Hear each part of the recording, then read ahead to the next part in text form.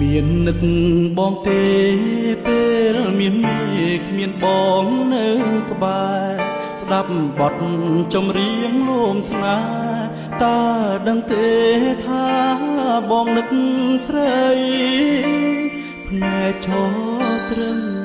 សំឡឹងមើលទូរស័ព្ទដៃចង់ស្ដាប់ឮសំដីចរណៃថានឹកបងណាស់វេលាយប់នេះ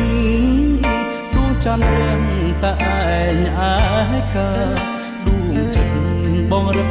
ខ្លោចផ្សាទឹកនេត្រាស្រក់មិនដឹងខ្លួន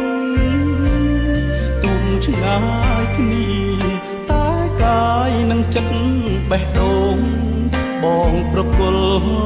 ជូនអូ